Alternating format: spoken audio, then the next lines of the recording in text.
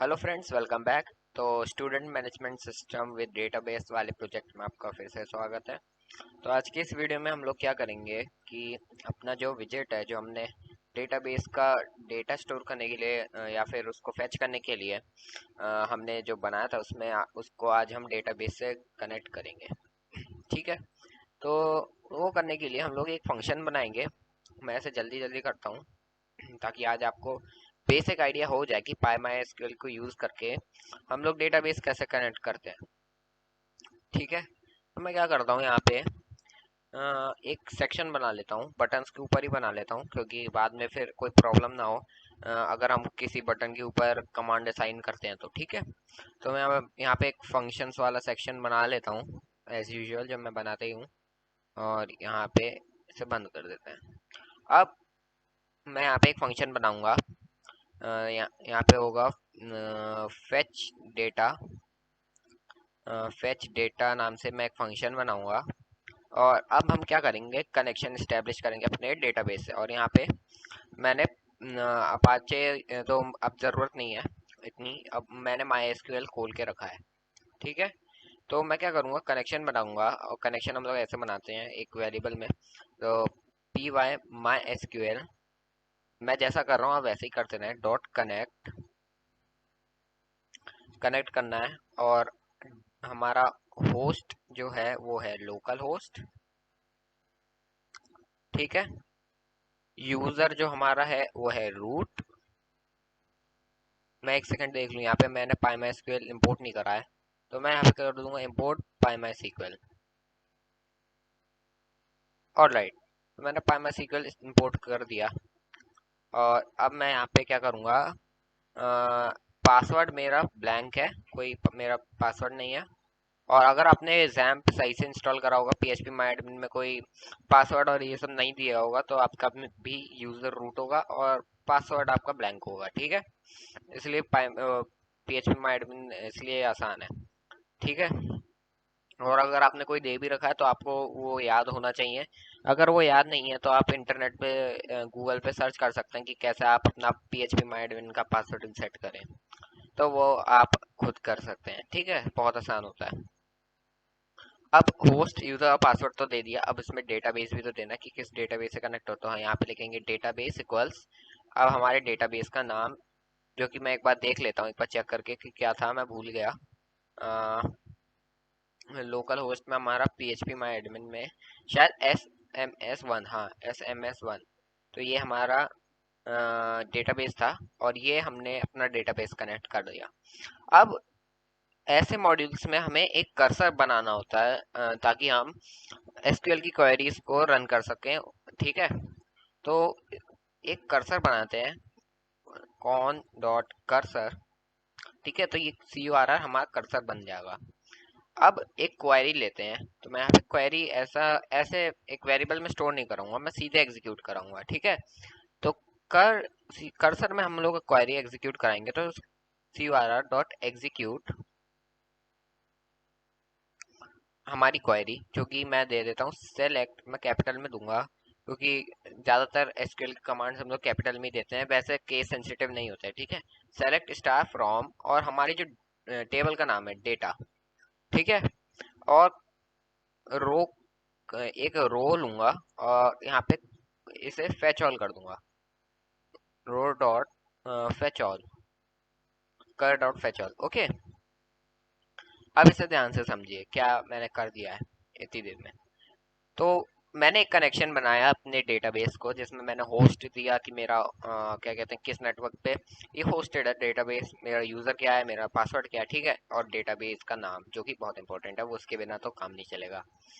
तो अब हमें एक कर्सर बनाएंगे। कर्सर सिर्फ हमारा ज्यादा से ज्यादा एग्जीक्यूट करने के लिए होती है क्वेरी, जो भी हम एसक्यूएल की क्वेरीज में डालेंगे। फिर हमने क्या करा कि कर डॉट एग्जीक्यूट एक क्वेरी मैंने यहाँ पे दी। अब इस क्वेरी का क्या काम है, तो ये क्वेरी क्या करती है कि सेलेक्ट स्टार, स्टार यहाँ पे मतलब कि सारी चीजें, यानी सारी चीजों को सेलेक्ट कर दो जो हमारे डेटा टेबल में है, सारा का सारा डेटा सेलेक्ट हो जाएगा इस क्वेरी की मदद से। ठीक है। और ये जो रो वाला जो हमारा फेच ऑल फंक्शन है, ये हमें सारी के सारे जो इसने जो जितना भी डेटा सेलेक्ट करा होगा वो सारा का सारा हमें दे देगा। ठीक है, अब एक हम लोग सिंपल लॉजिक लिखेंगे अगर हमें करना है तो, if length of rose is not equals 0, तो मैं क्या करूँगा कि सेल्फ डॉट, यहाँ पे हमारी टेबल का नाम था, एक मिनट में देख लेता हूँ, स्टूडेंट टेबल, तो student table dot delete star self dot student table dot gate children.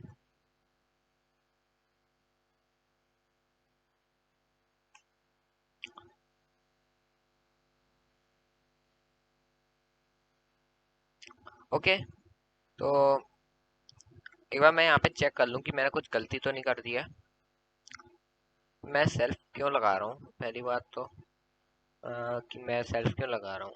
Okay, तो सेल्फ की कोई ज़रूरत नहीं थी, वो मैं गलती से लग गया था, आई एम सॉरी। एक बार हम लोग इसे रन करके देख लेते हैं। ओके, तो सब कुछ सही चल रहा है, कोई एरर अभी तक नहीं है। अब क्या करेंगे हम लोग कि हमने ना क्या करा, जैसे ही ये फंक्शन रन होगा, जो हमारे स्टूडेंट टेबल में जितना डेटा था वो डिलीट होगा। वो डेटाबेस से डिलीट नहीं होगा, सिर्फ विजिट से डिलीट होगा। ठीक है, फिर क्या होगा, जैसे ही मतलब जब ये फंक्शन रन होगा तो डिलीट होके वापस से हम चाहते हैं कि ये वापस से अपेंड हो, मतलब वापस से आ जाए। तो उसके लिए हम लोग क्या करेंगे कि अ, हम लोग एक हम लोग क्या करेंगे कि एक लूप लगा देंगे कि वो क्या करेगा कि हमारी जितने भी रोज में जितना भी डेटा है वो लूप के थ्रू सारा इंसर्ट करता रहेगा। मतलब जैसे 5 रो है तो पहले ही रो इंसर्ट होगी, दूसरी होगी, तो ऐसे हम लोग चाहते हैं। तो यहाँ पे एक लूप लगाएंगे फॉर रो इन रोज। ठीक है, और क्या करेंगे, student table dot insert blank T के डॉट एंड, और यहाँ पे वैल्यूज दे देंगे। वैल्यूज रहेगी हमारी रो, एक रो रहेगी। ठीक है, और फिर हम इसे कॉन डॉट कमिट कर देंगे, इसे कमिट कर देंगे, और कॉन डॉट इस कनेक्शन को हम लोग क्लोज कर देंगे। ठीक है, और कॉन डॉट कमिट मैं लूप के अंदर नहीं रखना चाहता, तो मैं इसे लूप से बाहर ले आता हूँ और इसे ऐसे रख देता हूँ। ठीक है, तो हमने सक्सेसफुली डेटा बेस कनेक्ट कर लिया है, और अपना जो विजिट था ये वाला अपना ट्री व्यू का, तो वो भी हमने डेटाबेस से कनेक्ट कर लिया है। अब इस फंक्शन का तभी फायदा होगा जब हम इसे रन करते रहें। तो मैं क्या करूँगा, इस लास्ट में इसे रन कर दूंगा फेच डेटा फंक्शन को। ऑलराइट, तो अभी कोई डेटा है नहीं मेरे डेटाबेस में, टेबल में, तो मैं क्या करता हूँ, एक डमी डेटा डालते हैं। ठीक है, तो हम लोग डेटा टेबल में क्या करेंगे, यहाँ पे एसक्यूएल पे आप स्ट्रक्चर पे आप जाएं, तो आपको सारा का सारा आपको जितना भी हम लोगों ने बनाया था यहाँ पे इंसर्ट पे आप जाएं, और यहाँ पे आप अपनी वैल्यूज डालें।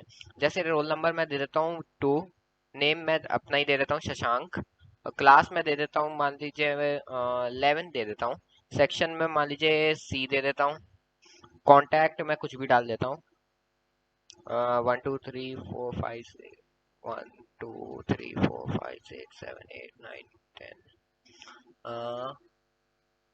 एक और आएगा। ओके, तो मैंने ऐसे ही कुछ भी डाल दिया, फादर्स नेम मान लीजिए मैं डाल दूँ, मैं एबीसी कर देता हूँ, अपना नाम भी मैं नहीं डाल रहा है, XYZ कर दे रहा हूँ। ठीक है, और एड्रेस डाल देता हूँ मान लीजिए 45 स्ट्रीट बरेली डाल दिया। ऑलराइट, जेंडर मेल डाल देते हैं, डेट ऑफ बर्थ में डाल देता हूँ मान लीजिए 27/10/2004, मैं ये डाल देता हूँ को। और यहाँ पे हमारी रो इंसर्ट हो गई है, और यहाँ पे आपको ये दिख जाएगा। ठीक है, ये आपने इंसर्ट कर रखा है। और अगर कोई एरर आए तो प्लीज आप कमेंट में बताएं, मैं उसको जरूर सॉल्व करूंगा। अब मैं एक बार इसे फिर से रन करता हूँ, तो देखिए हमारा जो डेटा हमने डेटाबेस में डाला था वो यहाँ पे शो हो रहा है, वो यहाँ पे हमारा आ रहा है। मैं फिर से रन करता हूँ, तो देखिए। ठीक है, तो आज की इस वीडियो के लिए बस इतना ही। आई होप आप लोगों को समझ आया होगा कि हम लोगों ने डेटाबेस को कैसे कनेक्ट करा, हम लोग अपने जो ट्री व्यू वाला विजिट है उसमें कैसे हम लोग डेटाबेस से डेटा डाल सकते हैं। बहुत ईजी है, आपको ज़्यादा दिमाग लगाने की इसमें ज़रूरत नहीं है। ठीक है, so thank you so much guys for watching this video. I hope आप लोगों को समझ आया होगा, और और आगे से आप लोग कभी डेटाबेस कनेक्ट करने में अपने प्रोजेक्ट्स में शायद कभी कंफ्यूज नहीं होंगे। ये बहुत आसान प्रोसेस थी, ठीक है। और इससे भी ज़्यादा आसान एसक्यूएल लाइट 3 है। सो आई होप आप लोगों को समझ आएगा। प्लीज़ चैनल को सब्सक्राइब कर लें ताकि मैं और ऐसे प्रोजेक्ट्स लाता रहूँ, ठीक है। So thank you so much guys for watching this video.